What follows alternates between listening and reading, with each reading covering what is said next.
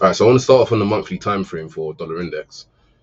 This is only because we've got 2 days left of this month's price action, and currently I would classify this as an inside month price range where price action failed to trade below and above buy side or sell side liquidity. But we do have a minute wick that did trade below sell side liquidity, below last month's low, but we failed to see the rally above last month's high.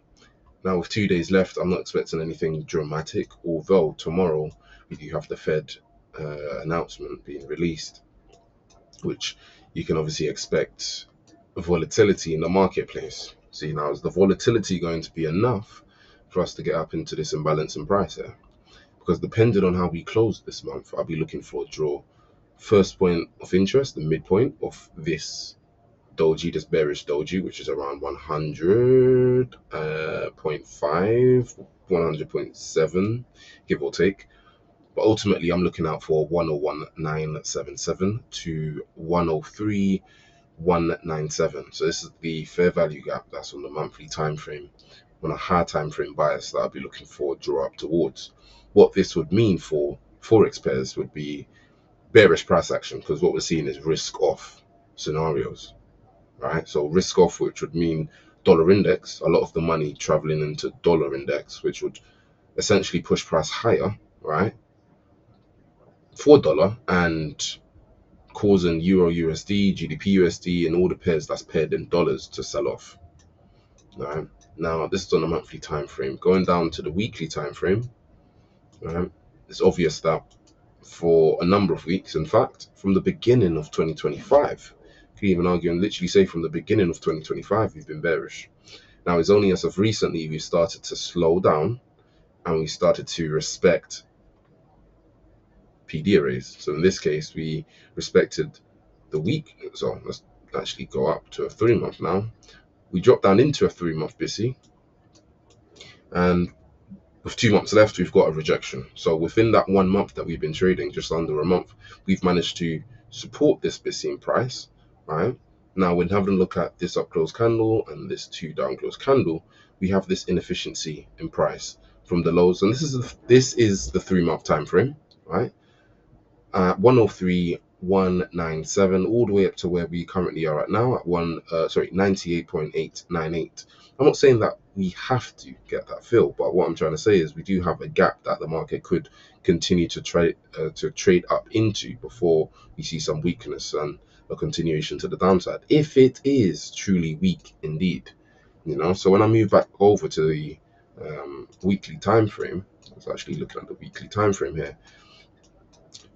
With 2 days passing, Monday and Tuesday's price action booking, with no lows being created, and the highs, 2 previous weeks of highs being taken out, right?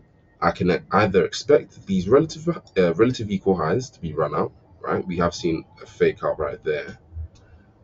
But if you were to reach up into the 100.276 to 101.267, more specifically 100.276, and we fail that area, then I could expect the market to drop even lower to 94.629. Definitely can expect that to play out, man.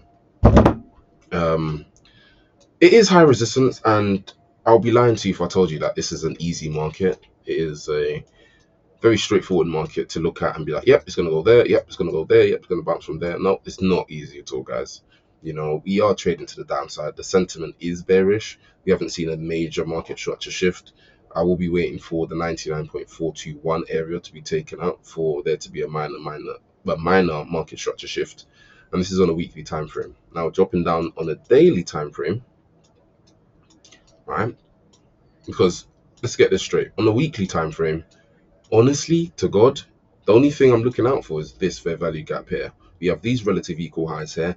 We have this fair value gap that price has rebalanced already. So price don't really need to get up there unless it fails this area and uses it as an inversion fair value gap, in which I'd have to extend it out further.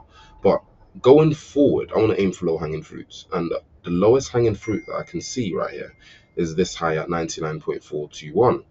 We have this midpoint on that was created on the 26th of May 2025 on a weekly time frame, the midpoint of this bullish shooting star, right? I'm looking at that, and I'm also looking at the lower point of the BISI that was the CIBI that was filled, right, at 100.276. These are the areas that I'm studying going forward. Yeah. When going back over to the daily time frame, right, the reason why I've got this um, flag there, this finishing flag there, is because that is where I'm expecting price to draw up into for this week, especially with the volatility that we're going to see in the marketplace. You know, dollar index is not a pair I trade. I don't trade dollar index, but what I do use it for is analysis for GBP USD and Euro USD. Yeah, so using multi-asset analysis, which means analyzing different asset classes in order to get an overall feel for where the market is most likely to go to, understanding the correlations between different pairs and the divergences that could play out, which could lead to a potential setup playing out. This is the reason why I look at different asset pairs from DXY to GBP USD to Euro USD to the stock index markets, ES, NQ, YM, to the bond market, T-bond futures, to the US 10-year yields, to Bitcoin, to gold, to silver, to XMO, you name it. You know, I'm going off. You know, I could go on and on and on, you know. So let me get back on topic. So for the daily time frame, what we've seen so far is a rejection from the upper new week opening gap. We've seen the highs cleared out. We've also got 99,394 and we've also got 99,421. So 99,421 first area of interest. And then obviously 99,3. Sorry. What am I talking about? 99,394 is the first point of interest. That is the highs that the market still has not closed above. And obviously the most recent highs, which is after this high, is at 99,421, and that will be where I'll be looking for a draw up to.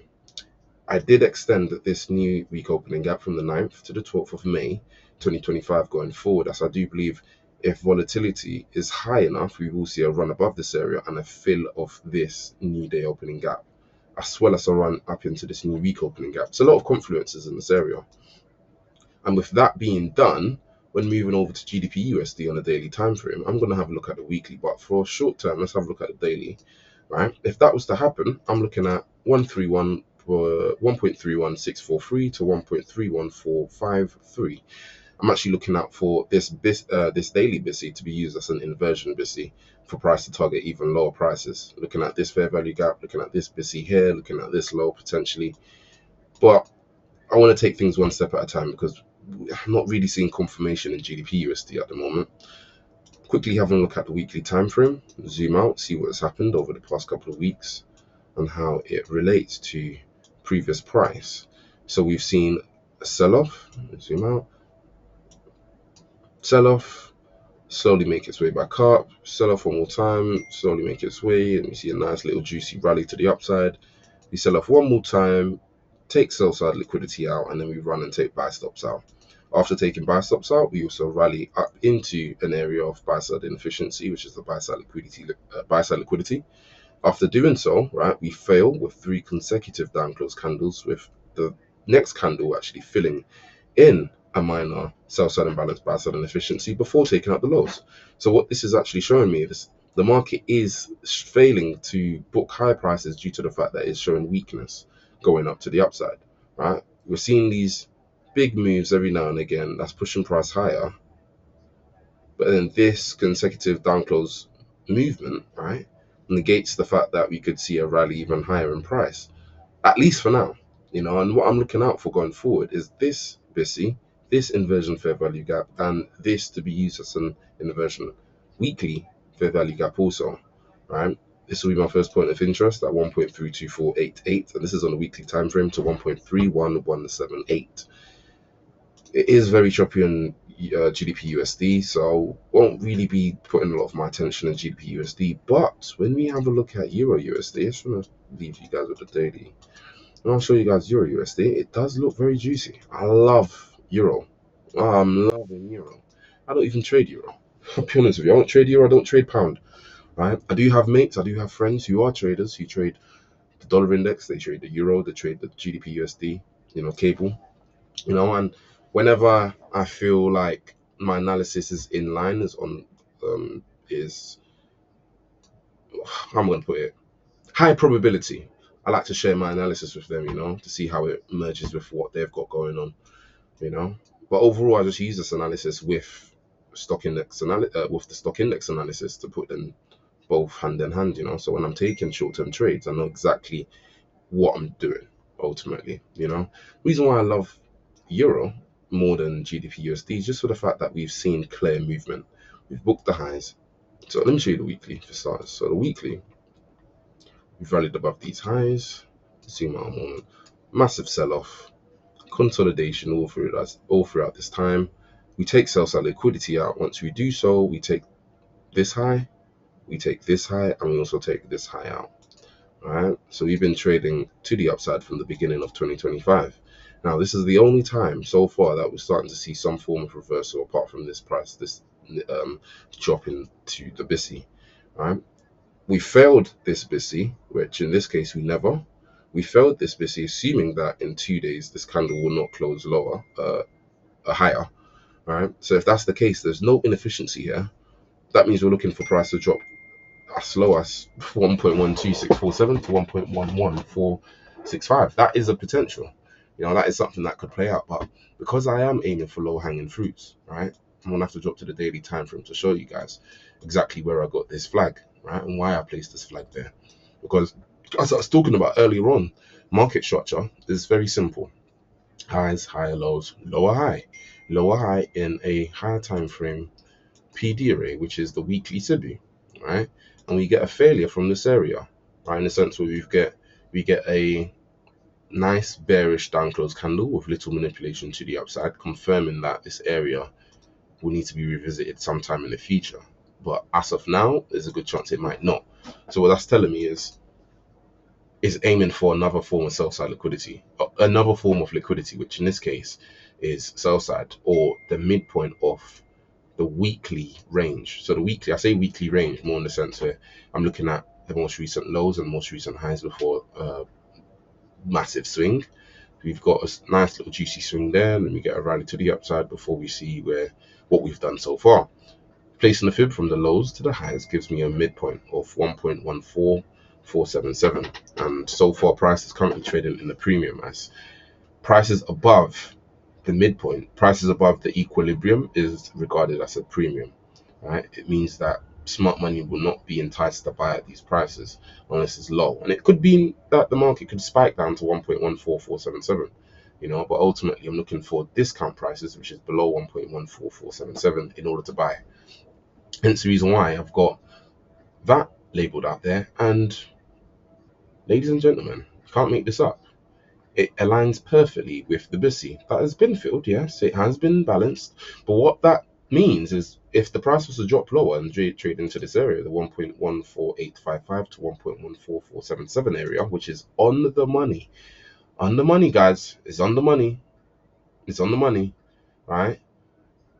I'm using this as an inversion fair value gap to trade lower, right, into this area here. But going forward, I am interested in Euro USD. I'm going to be leaving you guys with the dollar index, because if the dollar index rallies, then guys, you already know that Euro USD and GBP USD is going to sell off. So I'm looking for risk off conditions for dollar index and a continuation to the downside for GBP USD and Euro USD.